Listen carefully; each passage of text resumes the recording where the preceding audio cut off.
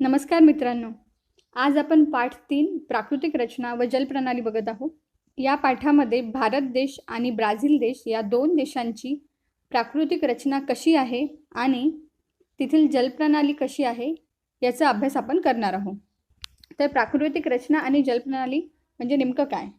भारताच्या बाबतीत म्हटलं तर बघा, जेव्हा तुम्ही एखाद्या ठिकाणी जाता तर त्या ठिकाणी तुम्हाला निसर्गाची काही विविधता पाहायला मिळते. जसं की काही विभागात मोठमोठे पर्वत असतात, डोंगरमाथ्याचा भाग असतो, काही ठिकाणी सुंदर किनारपट्ट्या असतात, तर काही ठिकाणी तुम्हाला नद्या बघायला मिळतात. तर अशा वेगवेगळ्या गोष्टी ज्या आहे, निसर्गातील वेगवेगळ्या गोष्टी हा प्राकृतिक रचनेचा भाग आहे. या सगळ्या गोष्टी म्हणजे प्राकृतिक रचना.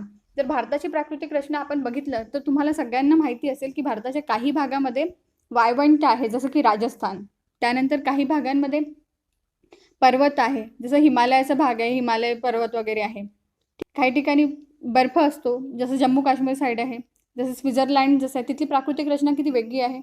तसंच जर तुम्ही गोवा साईडला जाताय किंवा मुंबई साईडला जाताय तर तिथे मोठमोठे समुद्रकिनारे आहेत, कारण की समुद्राला लागून आहे तो भाग. तर तिथली प्राकृतिक रचना वेगळी आहे. ठीक आहे. ह्या वेगवेगळ्या सगळ्या गोष्टी प्राकृतिक रचनेत येतात आणि पाण्याच्या रिलेटेड जे वेगवेगळे सोर्सेस आहे, धबधबे वगैरे, हे सगळे जलप्रणाल्यांमध्ये येतात. तर आपण भारताची जी प्राकृतिक रचना आहे त्या प्राकृतिक रचनेचे एकूण 5 प्रमुख विभागामध्ये वर्गीकरण केलेलं आहे. ते कोणते आहे ते बघू. जसं की हिमालय आहे, पर्वत भाग जो उत्तरेकडे आहे. भारताचा नकाशा तुम्हाला माहिती आहे. आपण आधीच्या पाठांमध्ये दिशा कसं ठरवायचं, नकाशे कसे असतात, या सगळ्या गोष्टी बघितलेल्या आहे. ज्या विद्यार्थ्यांनी बघितलेल्या नाही, मी डिस्क्रिप्शनमध्ये लिंक दिलेली आहे बाकी पाठांची, तर तुम्ही बघून घ्या, त्यामुळे तुमचे कन्सेप्ट क्लिअर होतील. तर भारताच्या नकाशामध्ये उत्तर बाजूला हिमालय आहे. उत्तर भारतीय मैदान, तो जो भाग आहे उत्तरेकडला आपल्या भारताच्या नकाशामध्ये उत्तरेचा जो भाग आहे तो पूर्ण तिथे सपाट मैदान आहे. ती पण एक प्राकृतिक रचनेचा भाग आहे. द्वीपकल्प असतात.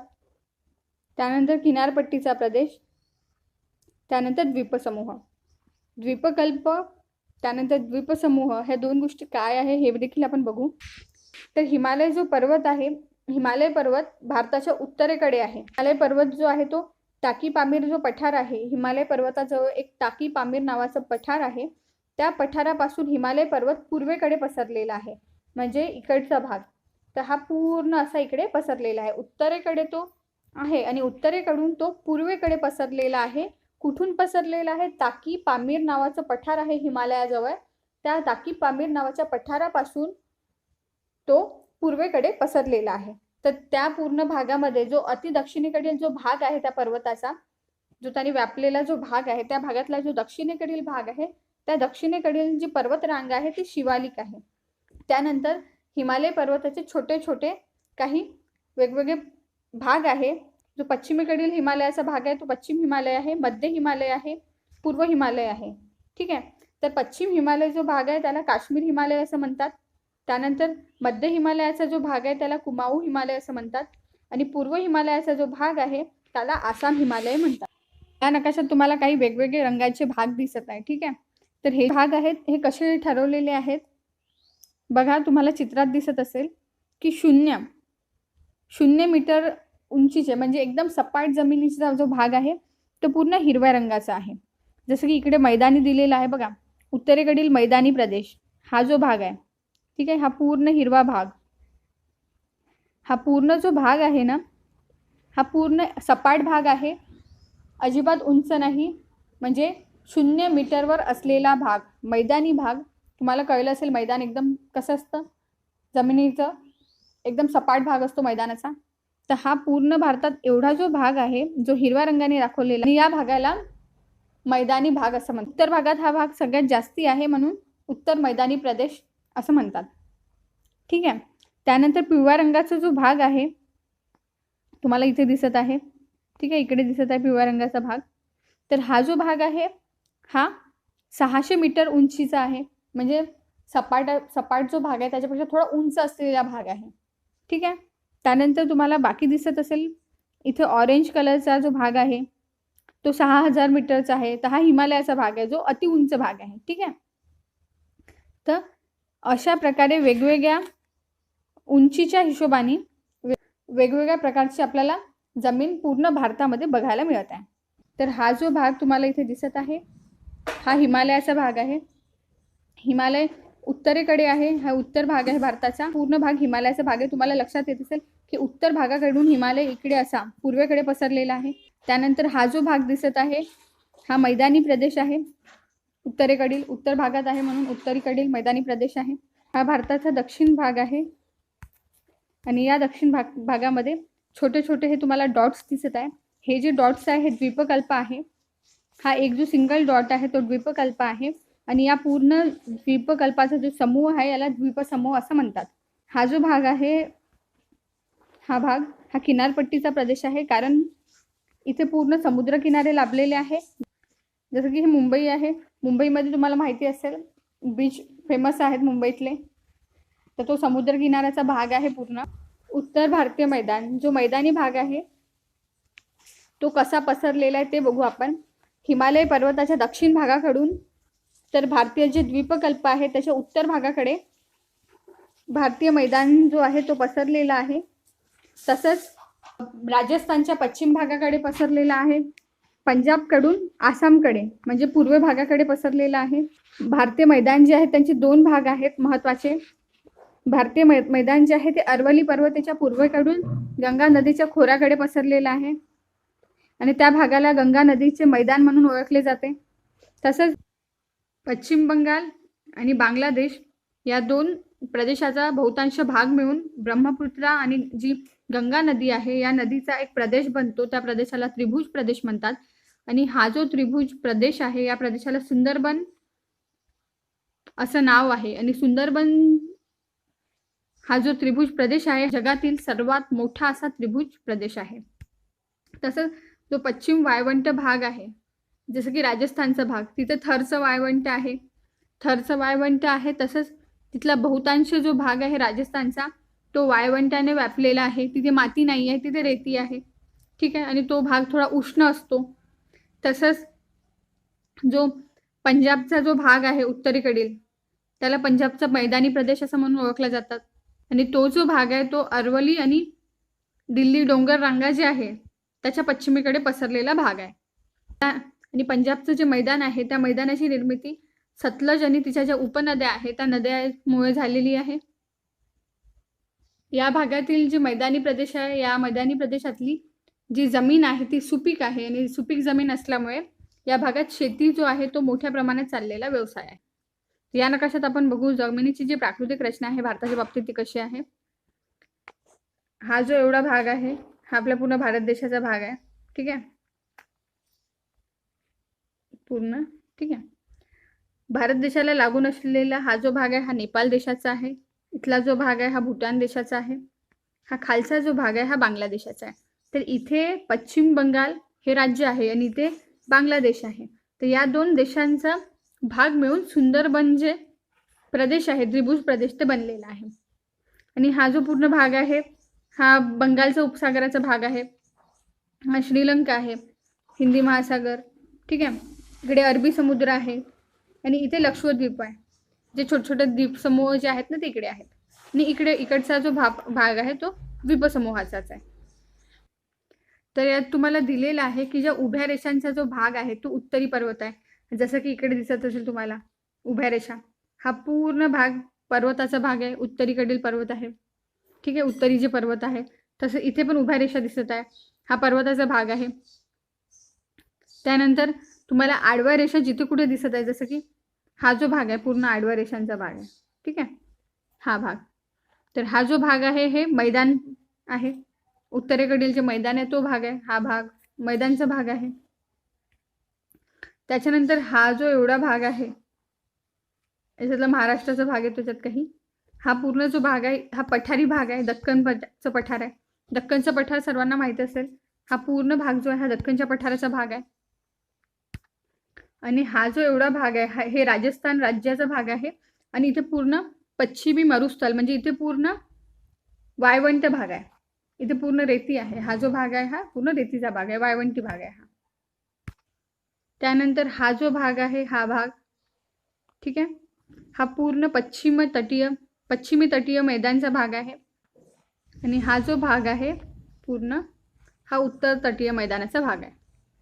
ठीक आहे, तर आपण उत्तरी पर्वत, त्यानंतर मैदान, पठार भाग, त्यानंतर वाळवंटाचा भाग, त्यानंतर तटीय मैदान, पूर्व आणि पश्चिमेकडील या सगळ्या गोष्टी आपण बघितल्या. ठीक आहे. याच्यात महत्त्वाचं लक्षात ठेवायचं म्हणजे एवढं की जे पर्वत भाग आहे तो उत्तरेकडे आहे, तसंच मैदान जो भाग आहे तो देखील उत्तरेकडे आहे. ठीक आहे. आणि हा जो भाग आहे नकाशामधला, हा वाळवंट प्रदेश आहे, मरुस्थलचा भाग आहे हा. ठीक आहे. आता द्वीपकल्प काय ते बघूया. हा जो भाग दिसत आहे तुम्हाला, हा भाग किंवा हा भाग, अशा भागांना द्वीपकल्प असं म्हणतात. जो भारतीय मैदानी प्रदेश आहे हा प्रदेश हिंदी महासागराला लागून आहे आणि हा जो दक्षिणेकडे पसरलेला हा जो भाग आहे पूर्ण हिंदी महासागराला लागून असलेला, या भागाला द्वीपकल्प असं म्हणतात. पाणी आहे या भागाच्या अवतीभोवती. तसेच इथे चित्रात तुम्हाला दिसेल की या भागाच्या अवतीभोवती पाणी आहे आणि अशा जमिनीला जे पाण्यामध्ये असते त्याच्या सभोवताल पाणी असते, अशा जमिनीला द्वीपकल्प असं म्हणतात. ठीक आहे. तर हा जो प्रदेश आहे हा भारतीय द्वीपकल्प म्हणून ओळखला जातो. तसेच अरवली पर्वताच्या काही भागामध्ये छोटे छोटे पठार आहे, तिथे काही सपाट भाग देखील आहे आणि या सपाट भागात जी पर्वत आहे ती आहे विंध्य सातपुडा पर्वत आणि पश्चिम घाट आणि पूर्व घाट असे पर्वत तिथे आहे. आता त्यानंतर किनारपट्टीचा प्रदेश कोणता आहे ते बघू. भारताच्या बाबतीत बोललं तर भारताला जवळपास 7,500 किलोमीटर लांबीचा किनारपट्टी समुद्र किनारा लाभलेला आहे. जर भारताचा आपण काही भाग बघितला, खालचा भाग पूर्ण, तो पूर्ण समुद्राने व्यापलेला आहे. तसंच द्वीपकल्प जो बघितला, द्वीपकल्प जे आहेत तर द्वीपकल्पाच्या भागाच्या पूर्वेकडे आणि पश्चिमेकडे किनारपट्ट्या आहेत. या दोन्ही किनारपट्ट्यांमध्ये बराचसा फरक आहे. कारण बघा, पश्चिम साईडला जो असलेला किनारपट्टीचा भाग आहे तो अरबी समुद्राचा आहे. पश्चिम घाटातून अनेक छोट्या डोंगर रांगा गेलेल्या आहे. तसंच तो जो किनारपट्टीचा एरिया आहे तो त्याची रुंदी जी आहे ती कमी आहे. पश्चिम भागातला जर किनारपट्टी बघितली तर ती किनारपट्टी लांब नाही आहे, ते छोट्या आहेत, अरुंद आहे. जसं पश्चिम भागामध्ये अरबी समुद्र होता तसंच पूर्व भागामध्ये बंगालचा उपसागर आहे.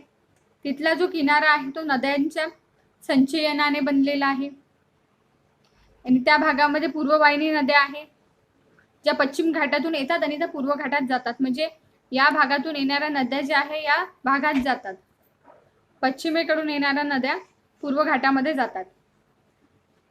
जो पश्चिम तटाचा जो भाग आहे त्या भागामध्ये नदी जी आहे तिची स्पीड कमी असते, म्हणून ती जे काही वाहून घेऊन येते, जसं जो काही गाळ वगैरे वाहून घेऊन येते, तर तिची हळूहळू स्पीड कमी होत गेल्याने तो गाळ जो आहे ती वाहून घेऊन जात नाही.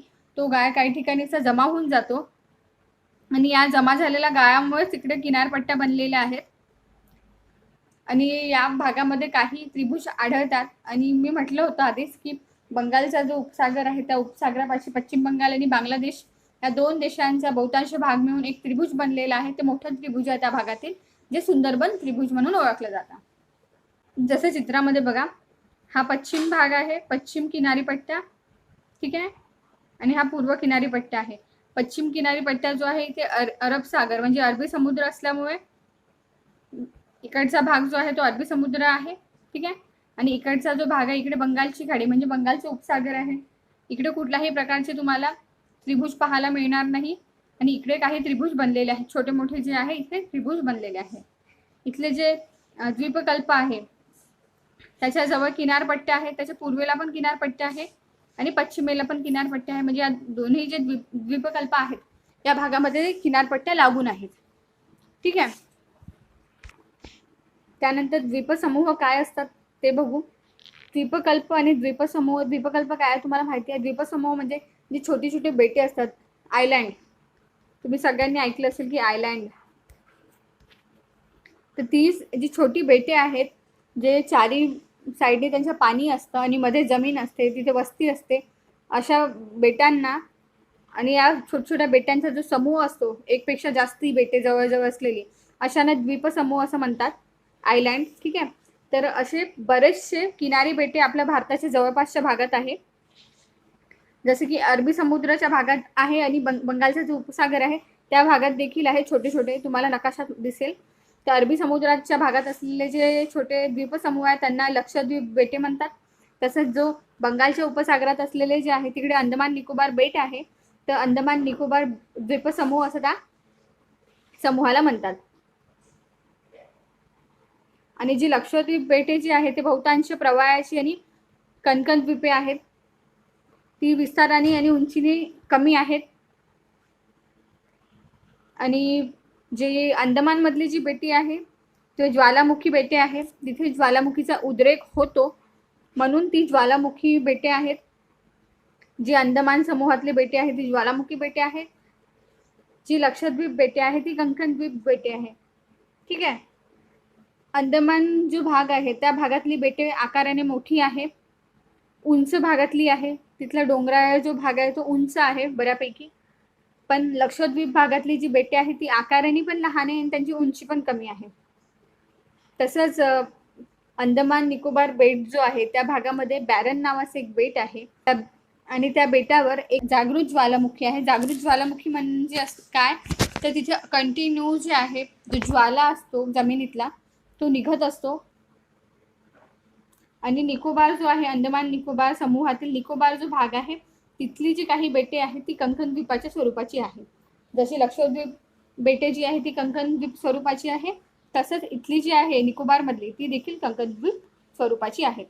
या चित्रात तुम्हाला लक्षात येईल बघा, हा जो भाग आहे ही छोटी छोटी जे डॉट्स दिसत आहे हे बेट आहेत छोटे छोटे. हा लक्षद्वीप बेट म्हणून ओळखला जातो इकडचा भाग. ठीक आहे. आणि हा जो भाग आहे हा अंदमान आणि निकोबार म्हणून ओळखला जातो. अंदमान निकोबार द्वीप समूह आणि इकडे लक्षद्वीप द्वीप समूह. तर या भागातले जे बेट आहेत ते छोटे आहेत आकाराने. ठीक आहे. तुम्हाला बघितल्यावरच लक्षात येईल. डॉट्स डॉट्स दाखवत आहे, छोटे आहेत. आणि हे जे आहेत हे थोडे जागा व्यापलेले दिसत आहेत. ठीक आहे. तर लक्षद्वीप जो भाग आहे या भागातील बेटे छोटे आहेत. या भागातील जे बेटे आहेत ते उंचीने कमी आहेत. आणि अंदमान जो भाग आहे या भागातील जे बेटे आहेत ती बेटे आकाराने देखील मोठी आहे आणि इकडचा जो भाग आहे तो उंच भाग आहे.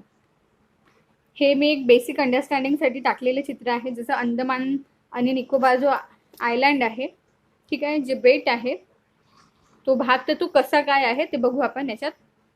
बघा, अंदमान जे आयलँड आहे आणि निकोबार जे आयलँड आहे हा अंदमान आयलँडचा भाग आहे, हा निकोबार आयलँडचा भाग आहे. ठीक आहे. निकोबार आयलँडमध्ये कार निकोबार आहे. ठीक आहे. त्यानंतर तरोसा, कटचल, लिटिल निकोबार, बमकोपा, नानकौरी, ग्रेट निकोबार असे भाग आहेत. तसंच जो अंदमान आयलँड आहे त्याच्यात north Andaman, middle, lower, Port Blair. Port Blair जी आहे ती अंदमानची राजधानी आहे. ठीक आहे. त्यानंतर लिटिल अंदमान असे भाग आहे. आता आपण तिथील जलप्रणाली कशी आहे हे बघणार आहोत. जसं की नदी. नदी म्हणजे काय, एका दिशेकडून दुसऱ्या दिशेकडे वाहत जाणारा नैसर्गिक जलप्रवाह म्हणजे नदी. ठीक आहे. तर नदी ज्या प्रदेशातून वाहत जाते, ज्या भागातून ती वाहत जाते त्या भागाला नदीचं खोरं असं म्हणतात. एक वाहता प्रवाह असतो पाण्याचा. नदी म्हणजे ज्या भागातून नदी वाहते, जिथून तिची सुरुवात होते त्या स्थानाला, त्या भागाला तिचं उगमस्थान असं म्हणतात. नदीचं उगमस्थान, जिथून ती उगम पावते आणि जिथे जाऊन ती मिसळते ती जनरली कुठल्या समुद्राला किंवा दुसऱ्या कुठल्या नदीला जाऊन मिसळते. ठीक आहे. त्यानंतर खाडी म्हणजे काय ते बघू. जसं तुम्ही बंगालची खाडी माहिती आहे, तुम्हाला वाचनात आलेलं असेल, किंवा इतर काही नद्यांच्या ज्या खाड्या असतात, तर खाडी म्हणजे नेमकं काय. ठीक आहे. तर जेव्हा कधी नदी जी आहे ती एखाद्या समुद्राला जाऊन मिळते आणि जो भाग आहे नदीचा त्या समुद्राला लागून असलेला, त्या पाण्यात एक खारटपणा असतो आणि तो जो भाग आहे त्या भागाला खाडी असं म्हणतात. तर जसं की बघा इथे हा जो भाग दिसत आहे ही खाडी आहे. जसं भारताच्या बाबतीत जर बघितलं तर बंगालचा उपसागर जो आहे तर तो जो भाग आहे त्या भागाला बंगालची खाडी असं देखील म्हणतात. ठीक. आता त्रिभुज म्हणजे काय बघा. जेव्हा कधी नदी वाहत येते तर ती वाहत येताना तिच्यासोबत गाळ सोबत घेऊन येते आणि तो गाळ हळूहळू कुठे ना कुठे साचला जातो. कधी तो असा मध्यभागी जमत जातो आणि त्या जमा झालेल्या गाळाचं बेट बनते आणि ते जे बेट असते त्या ज्या बेटाला, ज्या ठिकाणी ते बेट बनलेलं आहे त्या जागेला, त्या भूभागाला त्रिभुज प्रदेश असं म्हणतात. ह्या चित्रात जी तुम्हाला नदी दिसत आहे ही सर्वात मोठी नदी आहे, जगातील सर्वात मोठी नदी आहे. आणि जगातील सर्वात मोठी नदी जी आहे ती नाईलची नदी आहे. आणि नाईल जी नदी आहे ही इजिप्त या देशामध्ये आहे. या नदीची जी लांबी आहे ती जवळपास 6,690 किलोमीटर एवढी आहे. ही ॲमेझॉन नदी आहे, ठीक आहे. आणि ॲमेझॉन जी नदी आहे ही जगातील दुसऱ्या क्रमांकावर येते. आणि या नदीची जी लांबी आहे ती 6,450 किलोमीटर लांब असलेली ही नदी आहे. जर भारतातील प्रमुख नद्यांचा विचार केला तर त्यात गंगा नदी आहे, यमुना नदी आहे, ब्रह्मपुत्रा नदी आहे, त्यानंतर गोदावरी नदी आहे, त्यानंतर सिंधू नदी आहे, कावेरी नदी आहे. या नद्या ज्या आहेत या भारतातील प्रमुख नद्या आहेत. तर जेव्हा कधी एक भाग आहे म्हणजे एक देश आहे किंवा एक एरिया आहे, त्या एरियामध्ये जितक्या पण नदी वाहतात त्या एका ठिकाणावरून वाहनं सुरू होतात आणि दुसऱ्या ठिकाणी येऊन त्या मिसळतात. कुठून तरी त्या उगम त्यांचा पावतो आणि त्यानंतर त्या कुठेतरी मिसळतात आणि त्या समोर जातात. तर हे जे पूर्ण नेटवर्क आहे, एक नदी कुठून तरी निघत आहे ती दुसऱ्या नदीला जाऊन भेटत आहे, तर हे जे पूर्ण नेटवर्क आहे या नेटवर्कला जलप्रवाह प्रणाली किंवा जलप्रणाली असं म्हणतात. तर कुठल्या नद्या आहेत, तसं हिमालयी नद्या आहेत, हिमालयी जल. तर हिमालयी नद्या ज्या आहेत त्या हिमालयातून निघालेल्या आहेत, हिमनद्या आहेत त्या. त्यात काही बारमासी नद्या असतात ज्या 12ही महिने कंटिन्यू वाहत राहतात. काही सीझनल असतात, जसं की पावसाळ्याच्या काळात त्या वाहतात आणि उन्हाळ्याच्या काळात त्या कोरड्या होतात. सिंधू, गंगा, ब्रह्मपुत्रा या सगळ्या नद्या आहेत. तसंच प्रायद्वीपीय नद्या ज्यात मोसमी नद्या येतात, सीझन वाईज वाहतात. जसं त्यात महानदी आहे, गोदावरी आहे, कृष्णा आणि कावेरी इत्यादी नद्या येतात. तर भारत जल प्रणाली यात आपण बघणार आहोत की हिमालयातील ज्या नद्या असतात, ज्या नद्यांचा उगम हिमालयातून झालेला आहे त्या नद्यांना जनरली हिमनद्या म्हणतात. आणि हिमनद्या ज्या आहेत त्या बारमाही नद्या आहे, कारण त्या 12ही महिने वाहतात. त्या नद्यांना 12ही महिने पाणी असतं, म्हणजे नेहमी पाणी असणाऱ्या नद्या, त्या कधी कोरड्या पडत नाही, अशा नद्यांना बारमाही नद्या म्हणतात. आणि ज्या आपण हिमालयातून निघालेल्या नद्या आहे, ज्या हिमनद्या आहेत त्या बारमाही नद्या आहेत, ठीक आहे. तर बारमाही नद्यांमध्ये जशी सिंधू नदी आहे, गंगा नदी आहे, या नद्यांचा उगम जो आहे या नद्यांचा उगम झालेला आहे हिमालयातून. तसंच या नद्यांच्या ज्या उपनद्या आहे, म्हणजे या नद्यांमधून निघालेल्या पुन्हा दुसऱ्या ज्या छोट्या नद्या असतात, छोटे प्रवाह, तर ते छोटे प्रवाह जे असतात एका नदीतून निघालेले त्याला त्याच्या उपनद्या असं म्हणतात. सिंधू नदी आणि तिच्या उपनद्या, ठीक आहे. तर या नद्या पश्चिम हिमालयातून म्हणजेच जम्मू काश्मीर जे राज्य आहे त्या राज्यातून वाहते. तर सिंधू नदी जी आहे तिच्या ज्या उपनद्या आहेत त्यामध्ये येते झेलम नदी, चिनाब नदी, रावी नदी आणि बियास नदी. तसंच सिंधू जी नदी आहे हिची एक उपनदी आहे सतलज. आणि ही जी नदी आहे ही मान सरोवर जे आहे त्या सरोवरात उगम पावते आणि ती पश्चिम दिशेने वाहते. तर नकाशात आपण बघू, ही सिंधू नदी आहे, ठीक आहे. आणि या सिंधू नदीची उपनदी जी आहे ती इथे बघा झेलम आहे, त्यानंतर चिनाब, ठीक आहे, रावी, बियास, ठीक आहे. तसंच एक पुन्हा उपनदी सतलज. या सगळ्या ज्या नद्या आहेत सिंधू नदीच्या उपनद्या आहेत. सिंधू नदी तुम्हाला कुठे कुठे दिसते बघा, सिंधू नदी इथे आहे, ठीक आहे, इकडे इथून निघाली बघा, इथून ती जात आहे अशी, ठीक आहे. आणि या तिच्या उपनद्या आहेत. तसंच सतलज नदी बघा इथून जात आहे इकडे. तसंच रावी नदी इकडे जात आहे, हा ॲरो जो आहे तो दर्शवतो की नदी कुठे जात आहे. त्यानंतर चिनाब नदी, चिनाब पण नदी इकडे जात आहे, ठीक आहे. तर चिनाब, रावी, बियास, सतलज, झेलम या नद्या ज्या आहे या सिंधू नदीच्या उपनद्या आहे, ठीक आहे. तसंच आपण वाचलं होतं की जी सतलज नदी आहे ती मानसरोवर जे आहे तिथून उगम पावते. तर मानसरोवर कुठे दिलेलं आहे, इथे दिलेलं आहे. म्हणजे सतलज जी नदी आहे ती इकडनं अशी आलेली आहे, ठीक आहे. सतलज जी नदी आहे ती नदी आणि तिच्या ज्या उपनद्या आहेत त्या नद्यांमुळे पंजाबचं मैदान तयार झालेलं आहे. आणि सतलज जी नदी आहे ती पाकिस्तानात वाहते समोर जाऊन आणि त्यानंतर ती अरबी समुद्राला जाऊन मिसळते. सतलज जी नदी आहे ती इथून मानसरोवरपासून ठीक आहे आलेली आहे. त्यानंतर इकडे सतलज नदी प्रवास करत गेलेली आहे, इकडे इकडे बघा. आणि इकडचा जो भाग आहे भारत देशाच्या, इथे पाकिस्तान आहे. ठीक आहे, तर ती नदी इकडे पाकिस्तानमध्ये जाऊन समोर तिने तिचा प्रवास केला आणि त्याच नदीचा काही भाग इकडे अरबी समुद्रात आला आहे. ठीक आहे, आणि इकडचा जो भाग आहे इथे तिने काही गाळ जो आहे तो साचवत घेऊन आलेली आहे ती. आणि इकडचा जो भाग आहे इथे पंजाब राज्य येतं आणि पंजाबचं जे मैदान आहे ते सतलज नदीमुळे तयार झालेलं आहे. गंगा नदी भारतातील सर्वात मोठी नदी आहे. ही नदी हिमालयातील गंगोत्री जे भाग आहे हिम नदीचा, तिथून तिचा उगम झालेला आहे. मग हिमालय ओलांडून ती समोर मैदानी प्रदेशातून पूर्व दिशेने वाहते, म्हणून तिला पूर्ववाहिनी नदी असे म्हणतात. त्यानंतर यमुना नदी जी आहे ती गंगेची उपनदी आहे आणि यमुना नदी जी आहे ती यमुनोत्री इथून तिचा उगम झालेला आहे. हा जो भाग आहे हिमनदीतील, हिमालयातील हिमनदीतील हा गंगोत्री भाग आहे आणि या गंगोत्री भागातून गंगा नदी जी आहे तिचा उगम झालेला आहे. आणि ही गंगा नदी ॲरो बघा तुम्ही इकडे अशी वाहत आहे. ठीक आहे, पूर्व भाग आहे इकडे, पूर्व भागाकडे वाहत आहे आणि म्हणून तिला पूर्ववाहिनी नदी असं म्हणतात. ठीक आहे, तसंच गंगा नदीची जी उपनदी आहे ही इथे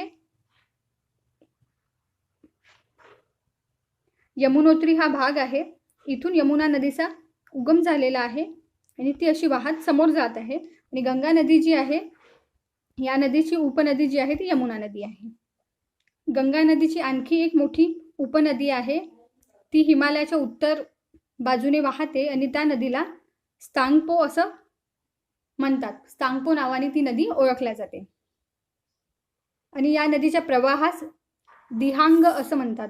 स्तांगपो या नदीचं नाव आहे आणि दिहांग, स्तांगपो नदीच्या प्रवाहास दिहांग असं म्हणतात. तर गंगा नदी आणि ब्रह्मपुत्रा नदी या दोनही नद्या पूर्वेस वाहतात, म्हणून त्या पूर्ववाहिनी नद्या आहेत.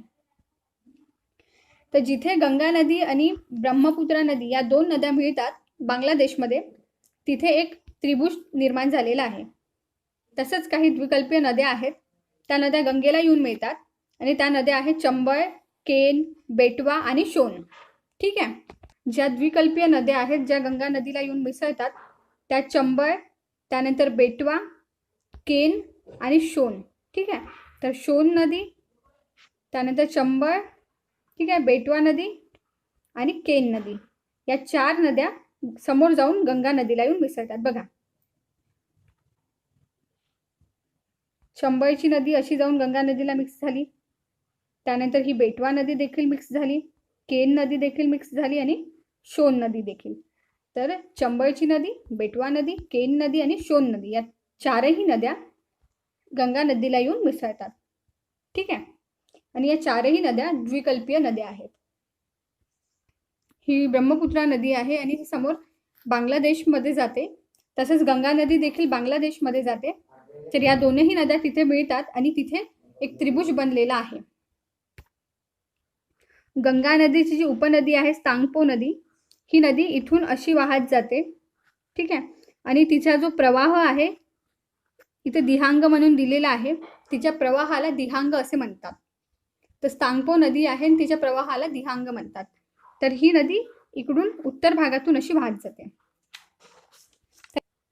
या आकृतीमध्ये बघा, ज्या निळ्या रंगांनी म्हणजे अशा दर्शवलेल्या ज्या रेषा आहेत, ठीक आहे, या नदीचा प्रवाह दर्शवत आहे.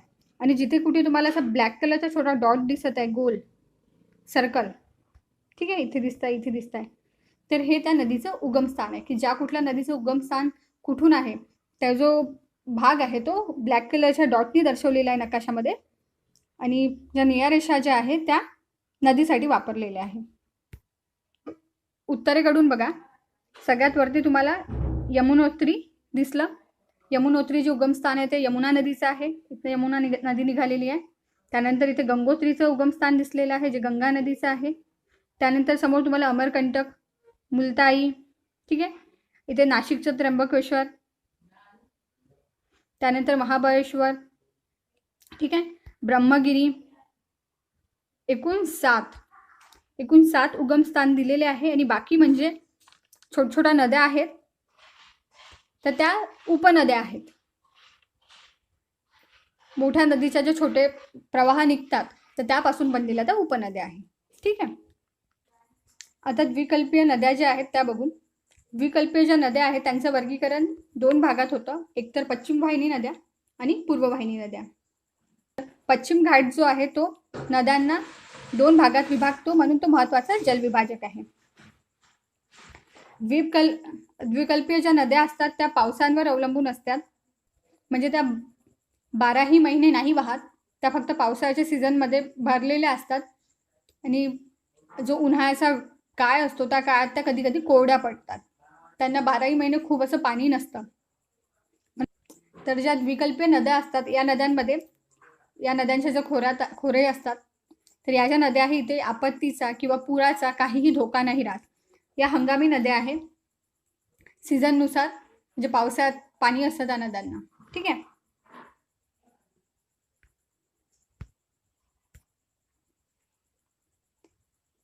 पश्चिम घाटातील किंवा अरबी समुद्रातल्या निघालेल्या ज्या नद्या आहेत त्या नद्यांची लांबी आहे ती कमी असते. कमी लांबीच्या नद्या असतात पश्चिम घाटातील आणि अरबी समुद्रातील नद्या. पण त्या नद्यांचा जो वेग आहे तो जास्ती असतो.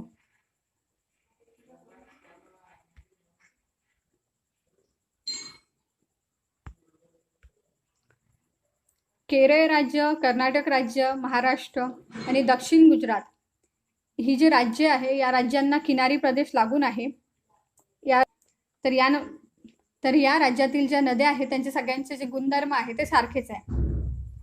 उत्तर गुजरातमध्ये खंबातचं एक आखात आहे आणि त्या आखाताच्या किनाऱ्यावर काही नद्या येऊन मिळतात. त्या नद्यांमध्ये तापी नदी, नर्मदा नदी, मही नदी आणि साबरमती या नद्यांचा समावेश होतो. तापी आणि नर्मदा जी नदी आहे ती खसदरीतून वाहणारी नदी आहे. ठीक आहे. आणि मही नदी जी आहे ती ईशान्य आणि नैऋत्य या दिशेला वाहते. आणि साबरमती जी नदी आहे ती अरवलीकडून दक्षिण उतारावर वाहते. तर ती उत्तर आणि दक्षिण या दोन्ही दिशेने वाहते. काही नद्या ज्या आहेत त्या अरबी समुद्राला जाऊन मिळतात, त्यांना अरवलीच्या पश्चिम उताराच्या नद्या असं म्हणतात.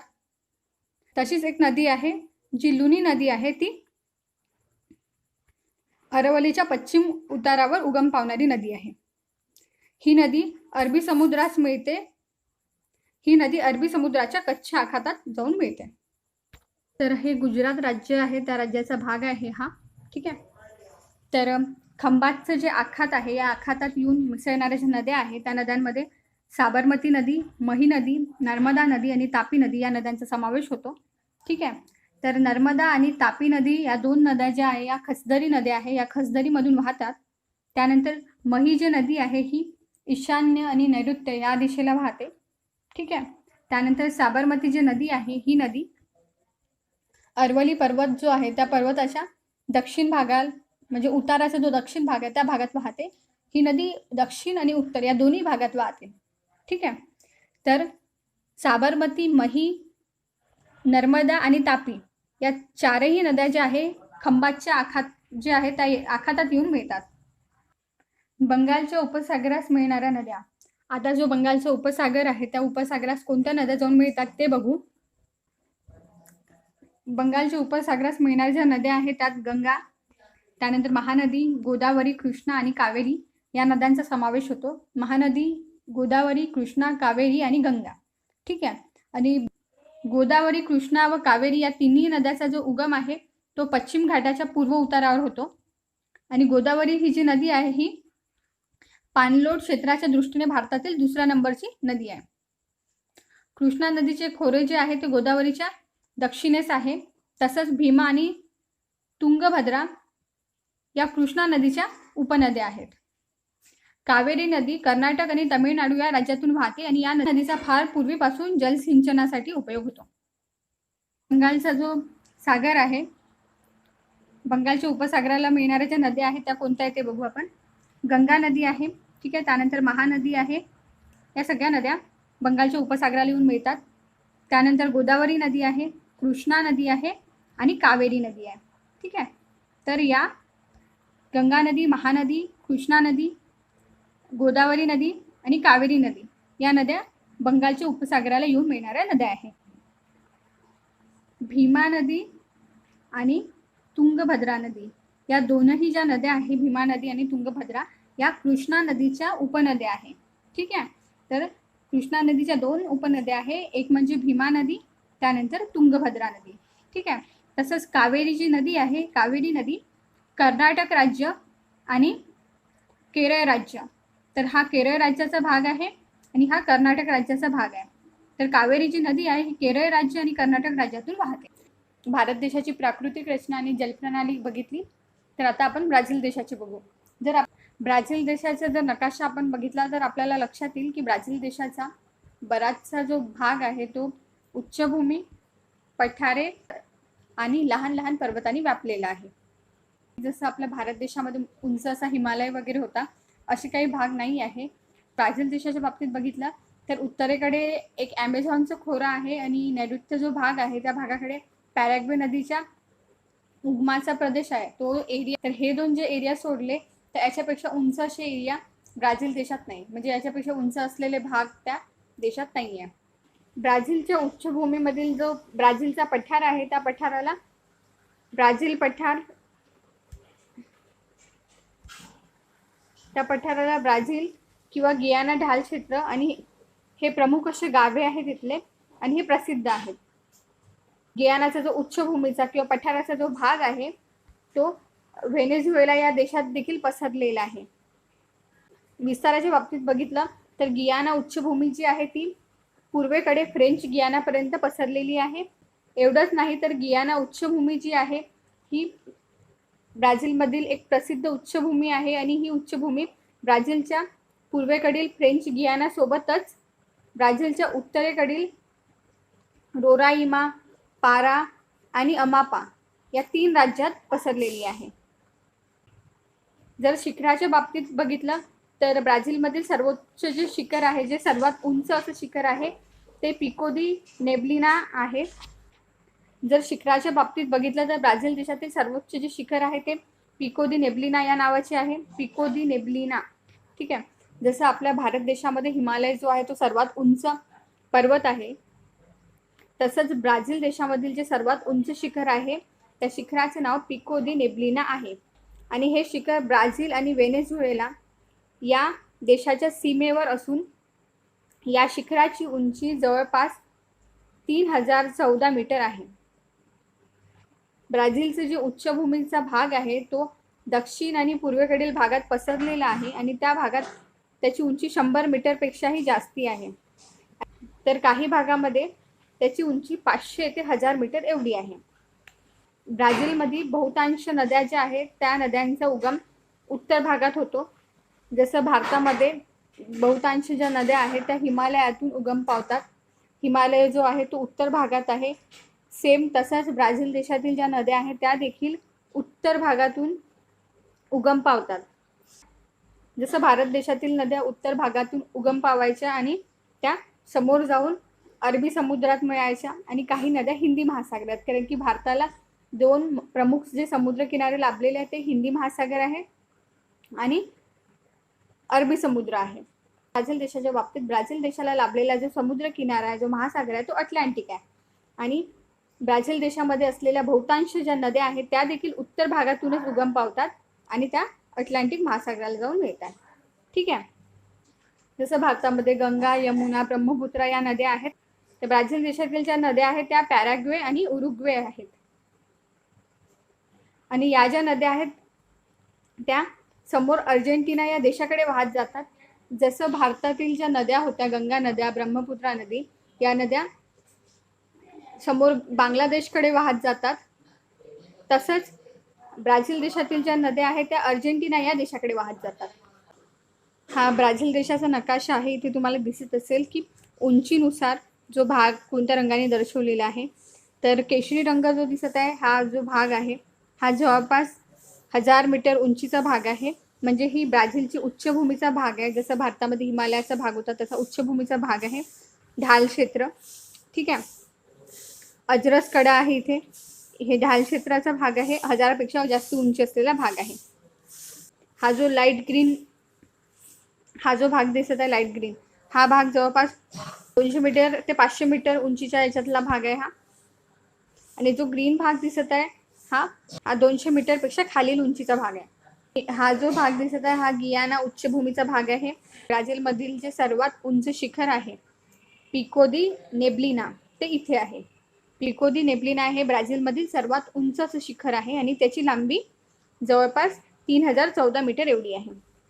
तसेच आपण नद्या बघितल्या, पॅराग्वे नदी आणि उरुग्वे नदी. तर तुम्हाला इथून दिसेल इथे उरुग्वे नदी आहे आणि ही उरुग्वे नदी अशी वाहत जात आहे. तसंच पॅराग्वे नदी आहे बघा, इथे तुम्हाला पॅराग्वे नदी दिसत आहे. पॅराग्वे नदी इकडनं आलेली आहे. ठीक आहे, ही अशी जात आहे आणि इकडे अटलांटिक महासागराला मिळत आहे. ठीक आहे, तसंच उरुग्वे नदी आहे ती देखील अशी आली आणि इकडे अटलांटिक महासागराला जाऊन मिळाली. ठीक आहे,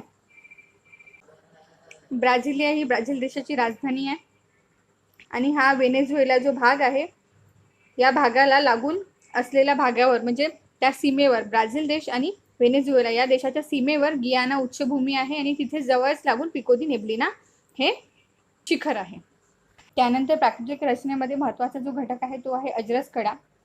हा जो प्राकृतिक भाग आहे तो जर विस्ताराच्या दृष्टीने बघितला तर तो भाग लहान आहे आणि या भागातली जी उंची आहे ती 790 मीटर इतकीच आहे. हा भाग अटलांटिक जो महासागर आहे त्याला लागून असलेला भाग आहे.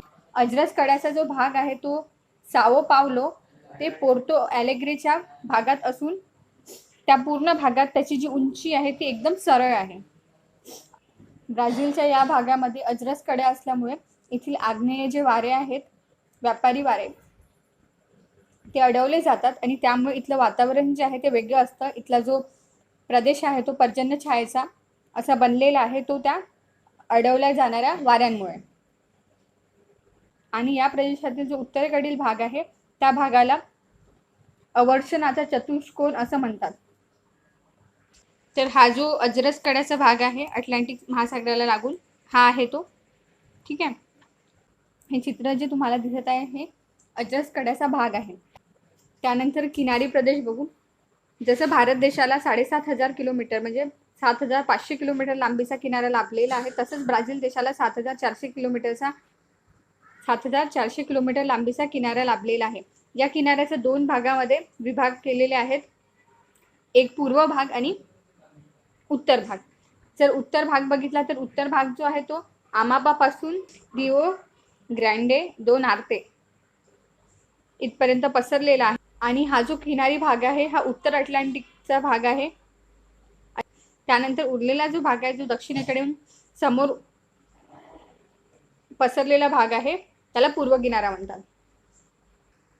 तर ब्राझीलच्या समुद्र किनाऱ्यामध्ये हा जो भाग आहे हा उत्तर अटलांटिककडला जो भाग आहे हा उत्तर किनारी भाग आहे आणि हा जो दक्षिणेकडे नंतर पसरलेला भाग आहे याला पूर्व किनारा असं म्हणतात.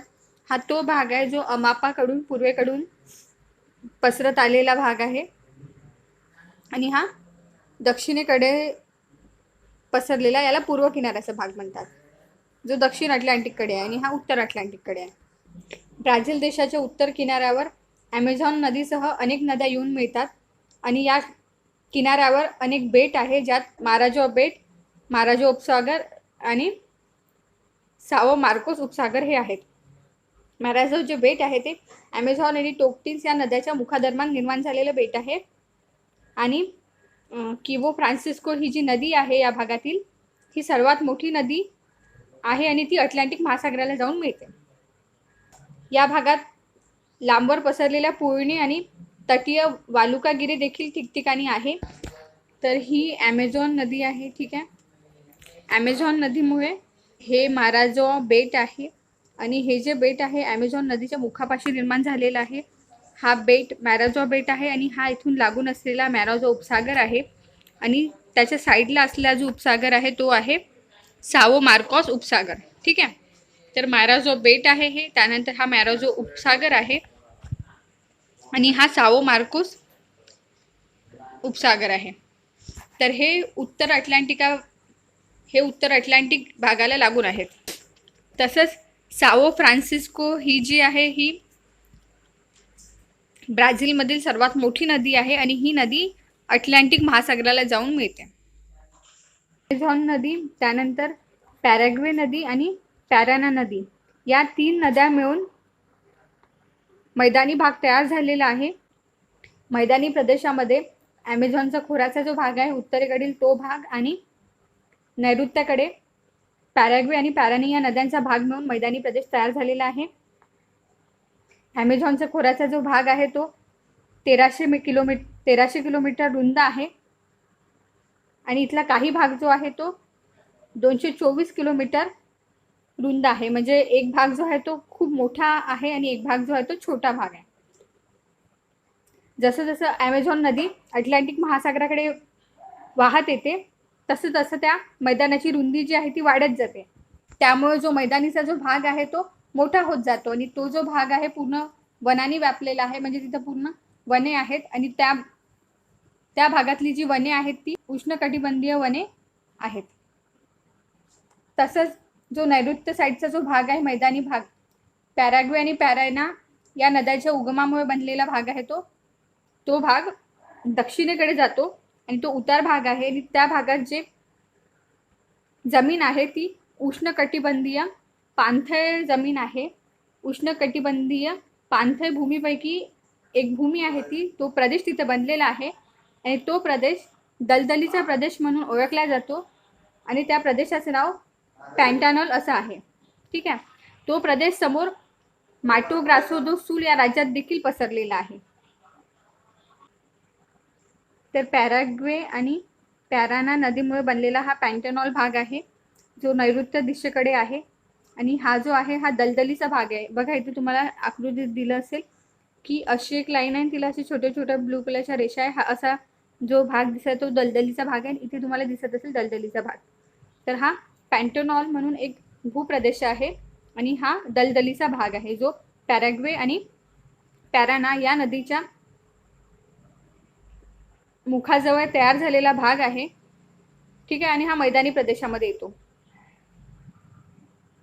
त्यानंतर जो महत्त्वाचा भाग आहे तो द्वीपसमूह आहे। जसं भारतामध्ये अंदमान आणि निकोबार साईडला द्वीपसमूह होते तसंच ब्राझील देशातही काही द्वीपसमूह आहे। ते ब्राझील देशामधील जी द्वीपसमूह आहे त्याचे दोन भागात वर्गीकरण केलेलं आहे। एक म्हणजे किनारी बेट आणि दुसरं म्हणजे सागरी बेट। ठीक आहे, तर किनारी बेट जे आहे ते संचयनामुळे तयार झालेले आहे। जेव्हा नदी पाणी पूर्ण वाहून घेऊन येते आणि पाण्यासोबत जी गाळ वाहून घेऊन येते त्या गाळामुळे बेट तयार होते, तर त्या बेटाला संचयनामुळे तयार झालेला बेट म्हणते आणि ते किनारी बेटे आहे। आणि सागरी बेटे ते आहे जे मुख्य भूमी आहे, ओरिजिनल जे नैसर्गिक आहेत त्या बेटांना सागरी बेटे म्हणतात। आणि सागरी जे बेट आहे ते जे जमीन आहे त्या जमिनीपेक्षा 300 किलोमीटर दूर अटलांटिक महासागरात आहे। कारण की ते मुख्य भूमी असेल तिथली ते गाळामुळे किंवा संचयनामुळे निर्माण झालेली नाही आहे, तर ते अटलांटिक महासागरामध्ये आतमध्ये म्हणजे जे देश आहे त्या देशाला सोडून असलेली जी आतमधली जी जागा आहे तिथे तो आहे। अंदमान निकोबार भागामध्ये प्रवाळ बेटे होते। तसंच ब्राझील देशामध्ये देखील दक्षिण अटलांटिक जो महासागर आहे त्या महासागरात प्रवाळ बेटे आहेत आणि त्या प्रवाळ बेटांना कंकण द्वीप असं म्हणतात। ठीक, तर आता आपण बघत आहोत ब्राझील देशाची जलप्रणाली। जर जलप्रणालीच्या बाबतीत बघितलं तर ब्राझील देशाची जलप्रणाली प्रमुख 3 नद्यांच्या बाबतीत आहे। तर ब्राझील देशाच्या प्रमुख 3 नद्यांमध्ये ॲमेझॉनची नदी, त्यानंतर पॅराग्वे आणि पॅराना नदी जी की नैऋत्य भागामध्ये आहे, त्यानंतर पूर्वेकडे असलेली साओ फ्रान्सिस्को नदी। तसंच काही किनारपट्टीवरील नद्या देखील आहे, पण महत्त्वाच्या ज्या नद्या आहेत त्या ॲमेझॉनची नदी, त्यानंतर पॅराग्वे पॅराना नदी आणि साओ फ्रान्सिस्को नदी। ठीक आहे, ॲमेझॉन जी नदी आहे त्या नदीचा उगम पेरू या देशात झालेला आहे। म्हणजे या नदीचा उगम जो आहे तो ब्राझील देशात झालेला नसून तो पेरू या देशात झालेला आहे आणि पेरू या देशात ॲडीज जी पर्वतरांग आहे त्या पर्वतरांगेच्या पूर्व उतारावर या नदीचा उगम झालेला आहे। ठीक आहे, तसंच जर विसर्ग बघितला तर या नदीचा विसर्ग म्हणजे पाण्याचा जो फ्लो आहे तो खूप जास्ती आहे आणि या नदीचा पाण्याचा फ्लो जो आहे तो 2 लाख घनमीटर प्रति सेकंद एवढा आहे। म्हणजे 2 लाख घनमीटर प्रति सेकंद एवढ्या स्पीडने या नदीचं पाणी वाहतं। नदीचा विसर्ग जास्ती असल्यामुळे ॲमेझॉन नदी तिच्यासोबत सर्व गाळ जो आहे तो वाहून घेऊन येते। कुठेही त्या नदीचा गाळ साचला जात नाही। नाहीतर जनरली जर आपण बघितलं तर नद्यांचा जो गाळ असतो तो जमा होतो पण ॲमेझॉन नदीचा विसर्ग जास्ती असल्यामुळे गाय जमा होत नाही. या नदीच्या मुखाकडे गायाचं काही जास्ती संचयन झालेलं नाही. ठीक आहे. साधारणतः ज्या बाकी नद्या असतात त्या सगळ्या नद्यांमध्ये वितरिका असतात, म्हणजे जो गाय भाग आहे, जो वाहत आलेला भाग आहे, त्याचे ढिगारे जमा झालेले असतात आणि काही दिवसांनी त्या ढिगाऱ्याचं रूपांतर भूभागामध्ये होतं. तर अशा ज्या वितरिका आहे त्या ॲमेझॉन नदीमध्ये तुम्हाला पाहायला मिळणार नाही. पण ॲमेझॉन जी नदी आहे ती नदी पेरू देशातून ब्राझील देशात येते आणि ब्राझील देशातील ती अटलांटिक महासागराला जाऊन मिळते. तर त्यामुळे अटलांटिक महासागराचा जो भाग आहे त्या भागामध्ये अनेक छोटे बेट तयार झालेले आहे आणि ते बेट जे तयार झालेले आहे ते ॲमेझॉन नदीने जो वाहून आणलेला गाय आहे त्या गायामुळे तयार झालेले ते बेट आहे. तर तो पूर्ण जो भाग आहे अटलांटिक महासागराचा, जिथे ॲमेझॉन नदी येऊन मिळते, त्या भागात असे छोटे छोटे अनेक बेट तुम्हाला पाहायला मिळेल. ॲमेझॉन नदीचं जे पात्र आहे ते जवळपास 150 किलोमीटर रुंद आहे. 1 किलोमीटर म्हणजे किती अंतर असते हे तुम्हाला सगळ्याला कदाचित माहीत असेल. तर 150 किलोमीटर रुंद असलेले पात्र, ह्या गोष्टीची तुम्ही कल्पना करू शकता. तुम्ही ज्या गावाला राहता त्या गावावरून एखादे दुसरं गाव जे 150 किलोमीटर असेल, एवढं अंतर, एवढं मोठं पात्र ॲमेझॉन नदीचं आहे.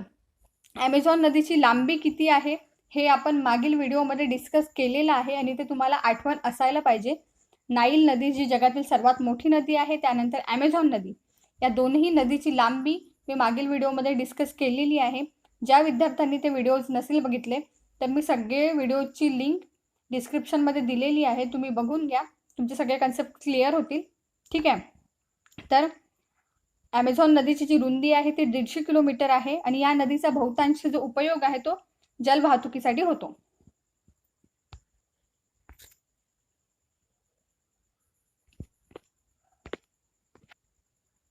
तर पॅराग्वे आणि पॅराना या ज्या दोन नद्या आहेत ब्राझील देशातील, या दोनही नद्या ब्राझीलच्या नैऋत्य भागात आहे.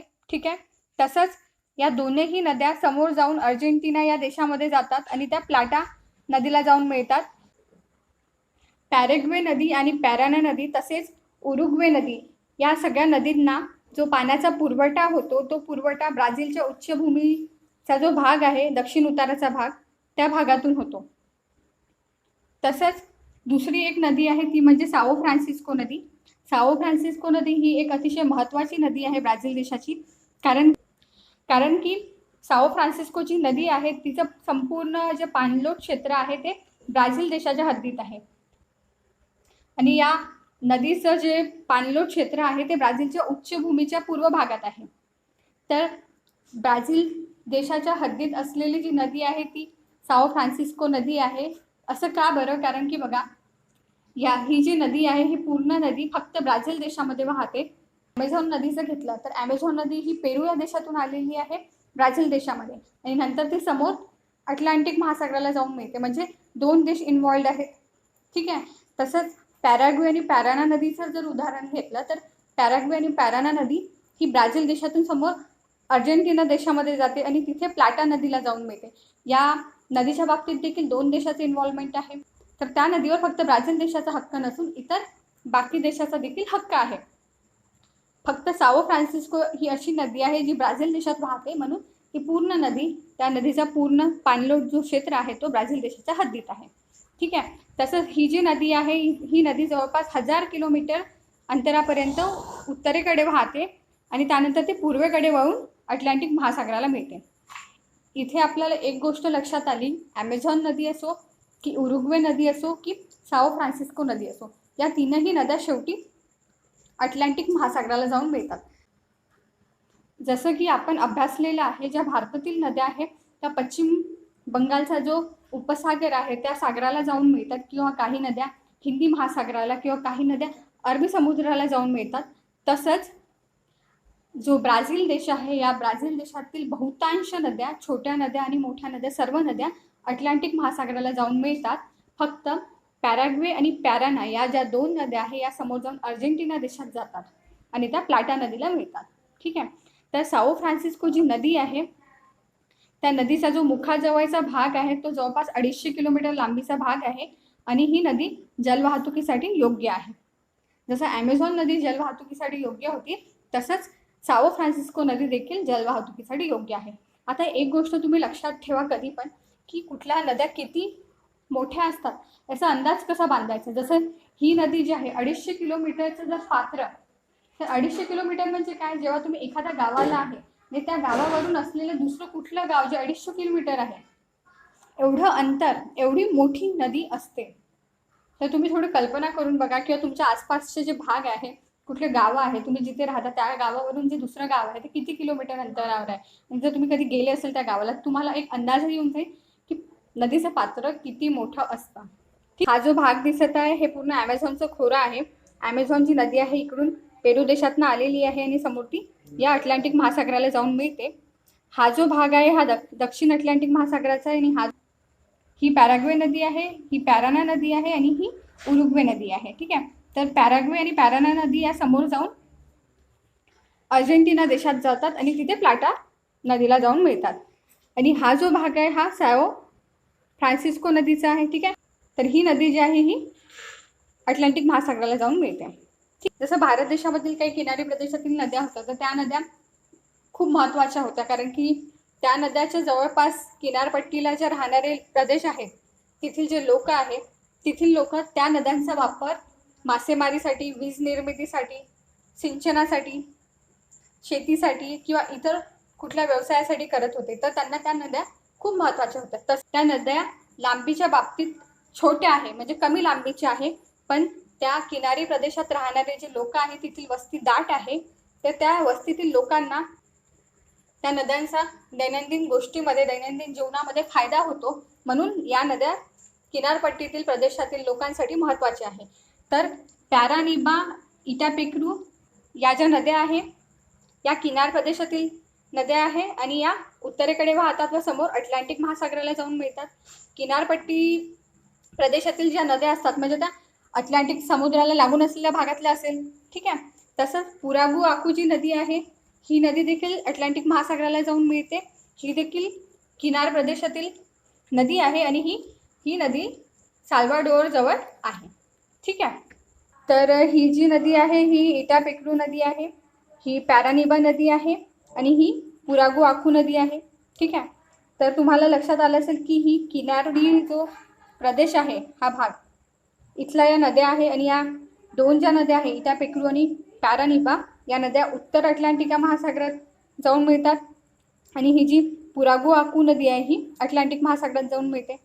तर या ज्या नद्या आहे या किनारी प्रदेशाच्या जवळच्या नद्या आहे आणि या महत्त्वाच्या नद्या आहेत.